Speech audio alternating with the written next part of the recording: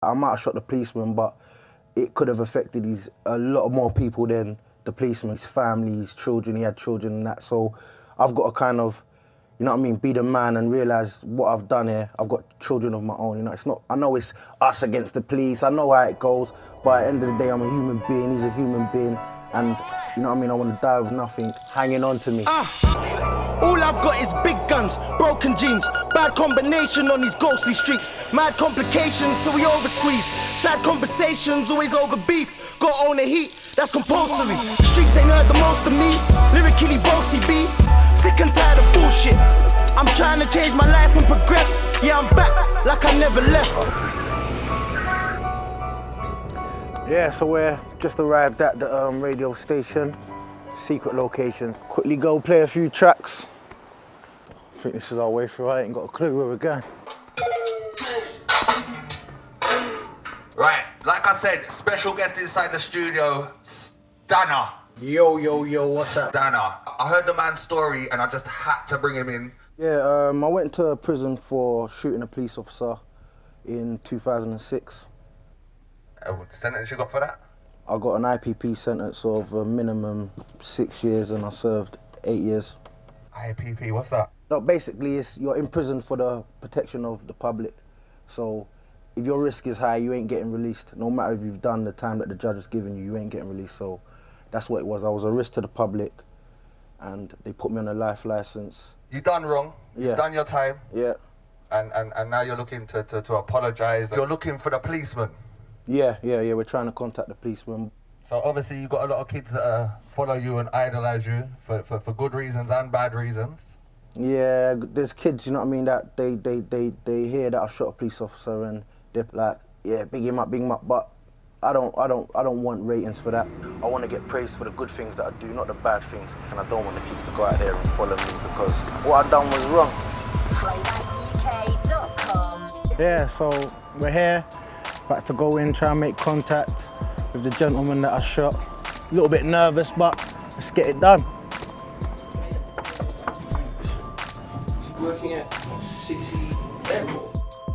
Just doing some painting there. Yeah, so when you were in court, did you have much interaction with the police officer that you shot? No, only when he came to give his account was the time that I saw him. That was it. And do you know the extent of his injuries and the kind of the impact of the shooting on him? Yeah, they said that he had, he was going through stress. He was depressed. He had depression, and the bullet hit him in his top of his shoulder top of his arm came out his shoulder, his left shoulder, and he said he was. Do you know what I mean? It was a traumatic event. His family and that he couldn't play with his son. How he used to play with his son with his arms and that. Do you know what I mean? He couldn't fire him up in the air and that. Do you know what I mean? So that was that bit there did touch me. That. What do you think you would want to say to him if you were given the opportunity to speak to him now?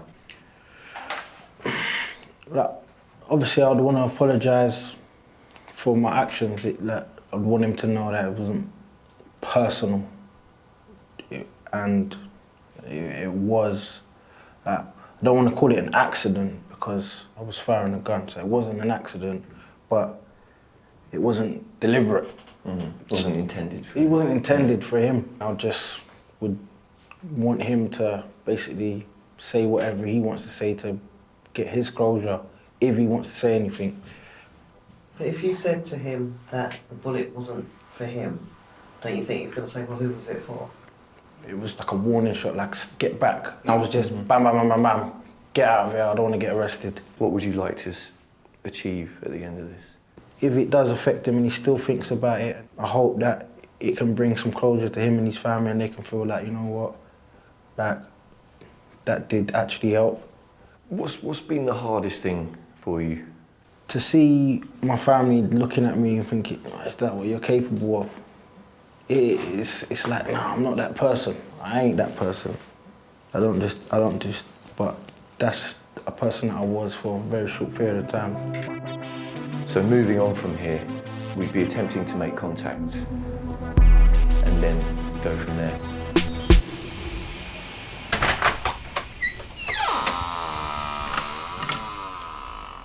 This is my little miss, Zara Lee. She's gonna be 2 next month. I've got 2 boys as well, 13 and 11. Been with my missus since I was 15 years old. She stuck by me through all of the crap in and out of prison, and we're still here, making beautiful kids. I'm not that person anymore that pulled that trigger on that day, and I really want to know how I became that person, because it's just affected so many years of my life. So I need to get to the bottom of it in order to progress. You all right?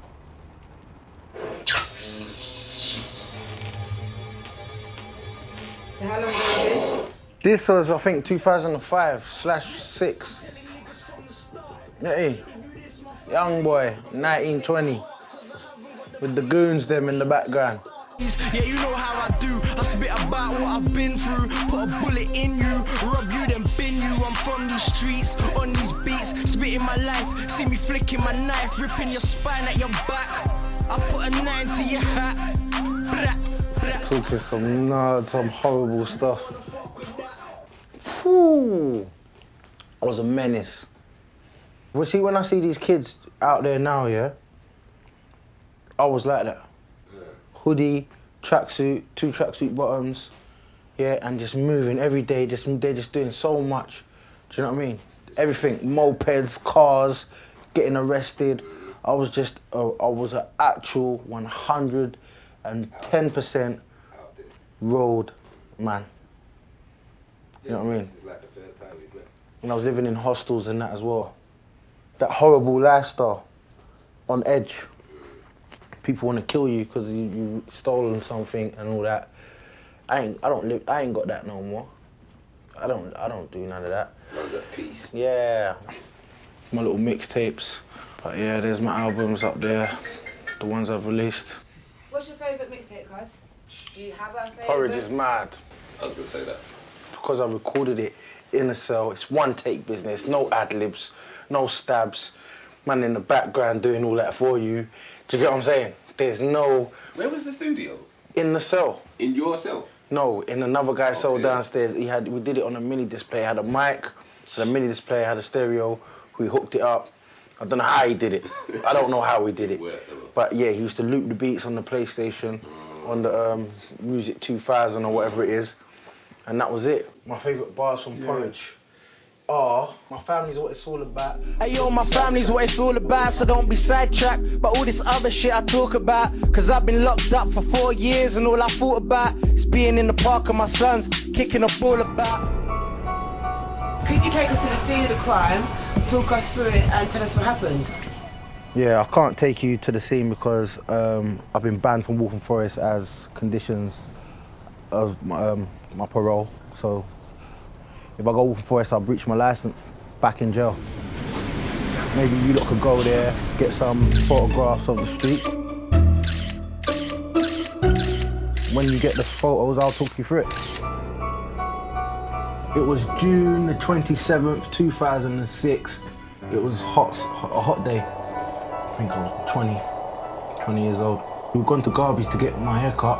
Me and the guys that I was hanging around with, we didn't get along with another group of guys from a different estate. You know how it goes in this gang, turf, bullshit, postcode wars. And they were at this barbershop. That's it. I went and got my firearm and I've come back. I've jumped out and I fired at them. I didn't know at the time I was under surveillance by police. And that's where the police officer's cars pulled here first. I'm standing on the pavement with my firearm behind my car. He's pulled up, he started spraying CS spray from his car seat over towards me, but it didn't hit me. I just ran this way, back down Bone Road, and the car was reversing up towards me so fast. Bam, bam, bam, I'm running. He's coming, bang! Shot's gone off, that's shot number 2. And that is what shot that injured him. So now he's been hit, I don't know he's been hit. I just know it's smashed the window, because I've heard the window smash. It's 3:30 in the daytime. Kids' school's finishing. I'm not aware of this, but obviously at my trial, they brought this to my attention. There was kids around and all that, but I was in tunnel vision. In total, 6 shots were fired.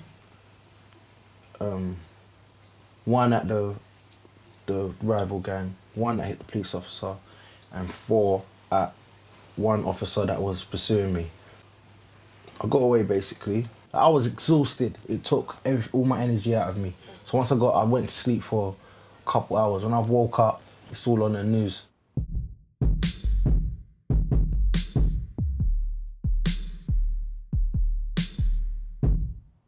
That was it. They're saying my name, they're looking for me. End of story. It's bullshit, innit? And it's where it leads to prison and death and sorrow and grown men trying to retrace their steps to make it right.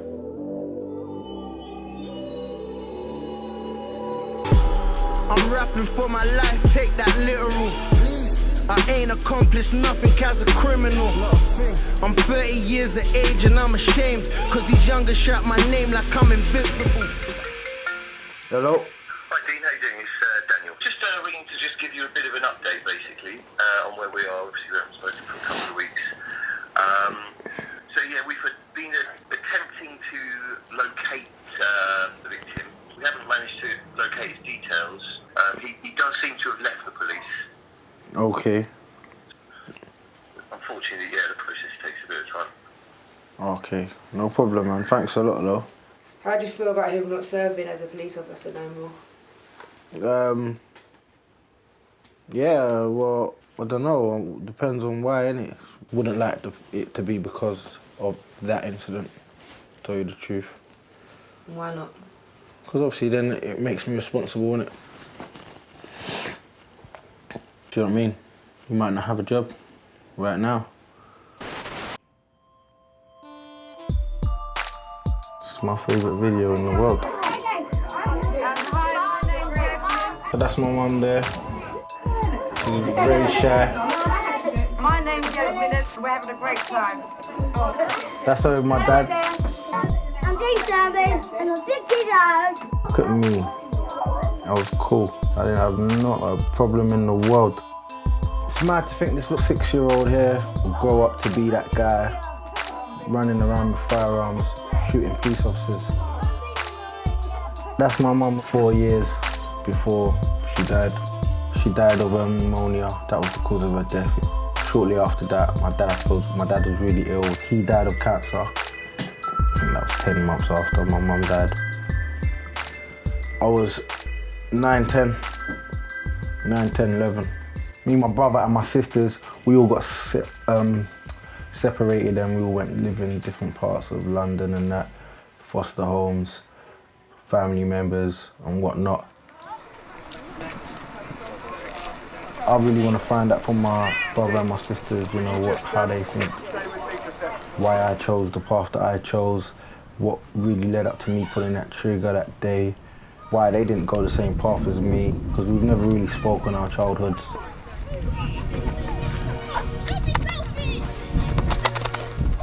This is my bro, Raymond. Hello, my name's Raymond Sternby and I'm 11 years old. He's a key worker. He was 15 and 16 when my mum and dad died. It's my sister. She's a social worker. My name is Jeremy Sternby and I'm 9 years old and I'm St. Granddaddy's granddaughter. She was 13 when my mum, 14 when my dad died. This is my little sis, Jade. Jade. Hello. She was 6 years old. She's a legal advisor, law graduate.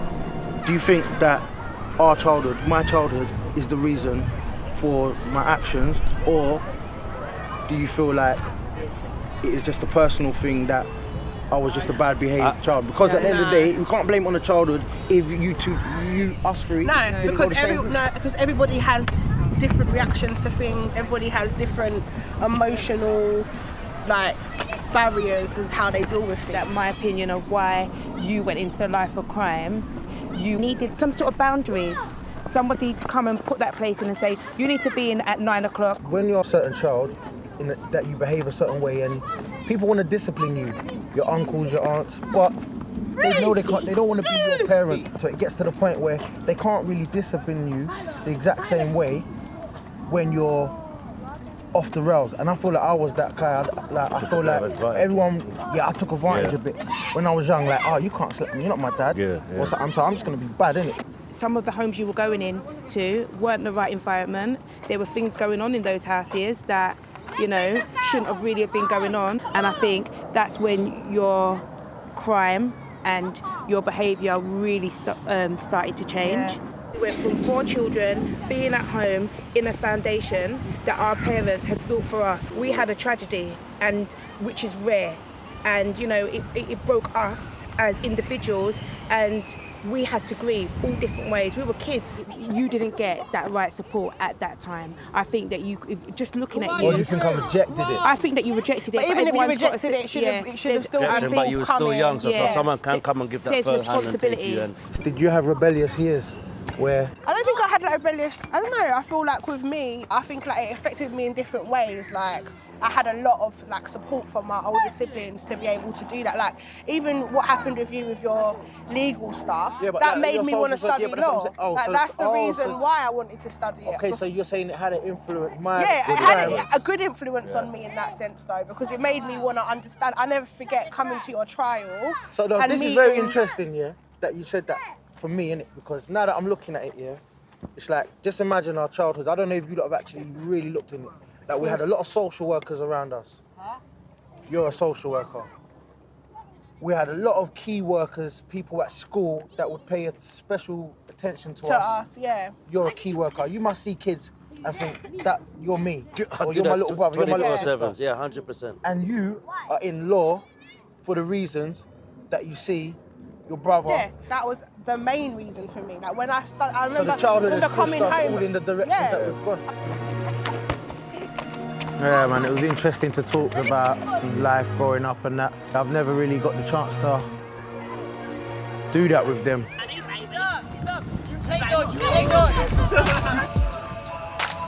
Dean, it's Daniel from Restore London. Just a bit of an update, actually. Managed to get the police officer's address, so the next process for us, we're just going to be sending him a letter saying that you'd like to engage in a conversation with him. As soon as we do hear anything, we'll let you know. It was very valuable speaking to my brother and my sisters. I think it would be really important to speak to an uncle or an aunt that I lived with after my parents died. The transition really from when I went from being that young 10-year-old boy who just lost his mum and dad to going out on the streets and committing crime, in and out of prison. They would be able to give me some information that I've never had. Yeah, man. I was living with you for a while, innit? I went to school, I got kicked out of a few schools when I was living with you.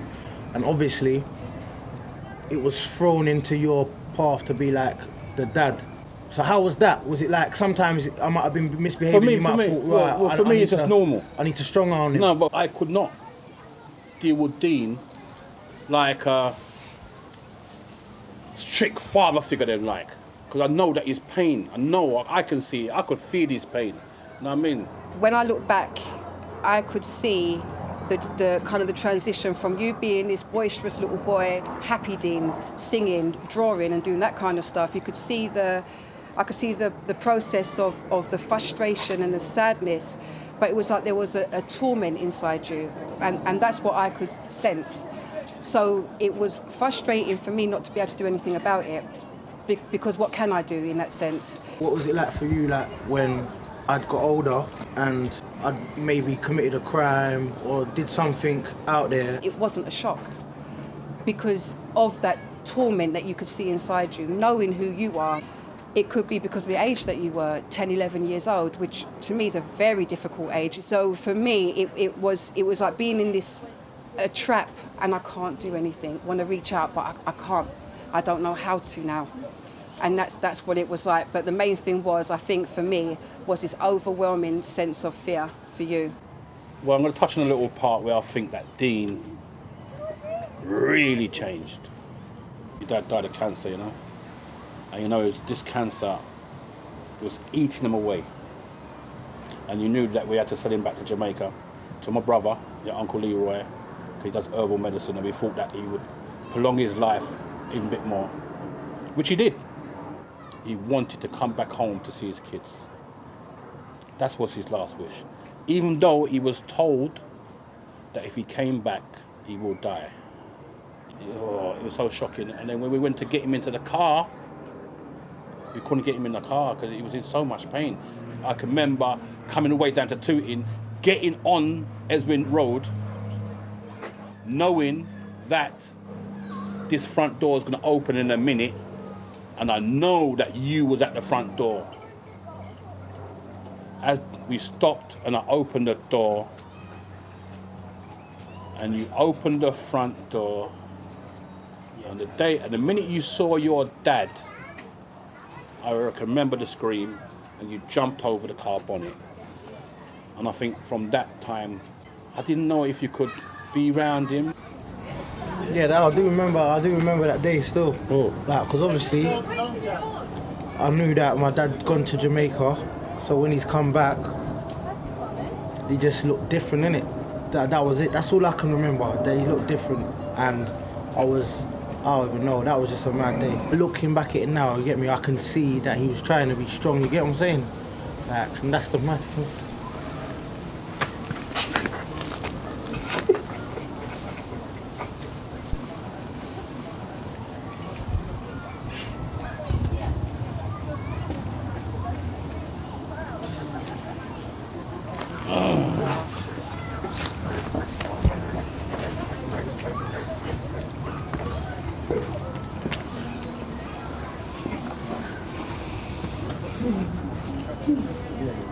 Yeah, I think that was the changing point.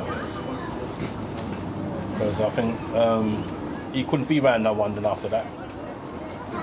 I think he couldn't even accept family. I don't think anyone that's close to him, I don't think he could even be around. The people on the road became his friends. And from there, I think that's where you know what I mean? Lost his mum, then lost his dad a year after. I couldn't take it. It was like a crashing, you know what I mean? I think I've been selfish for a lot of years because so much has always been going on in my life. But it's about that time that I start living my life properly and really making them proud of, doing things that they can really be proud of.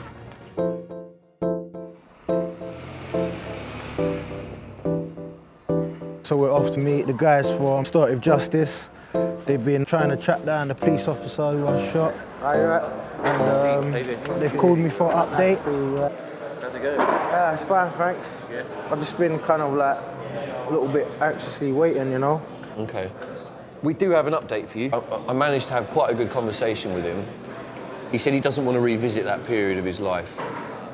He said he had quite a few regrets about what he did at the time, and he kind of wished he'd maybe reacted a different way to avoid being shot, essentially. He said it had a greater effect on his wife, and his wife died 2 years after the shooting. He did say that the shooting had really impacted her a great deal, and she was quite angry. That's sad, man. Yeah. That's sad. He did say that he didn't mind me feeding this back to you. He said he wasn't happy with the sentence. He felt it should have been longer. He said at this stage he didn't want to engage in a restorative justice process.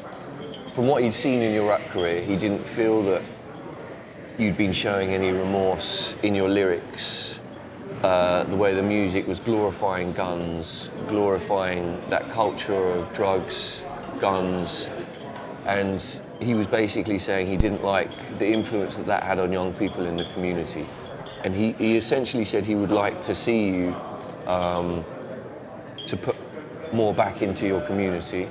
If he saw there was any sort of change or evidence of that in your lyrics, then he would maybe consider wanting to speak to you or engaging with you, basically.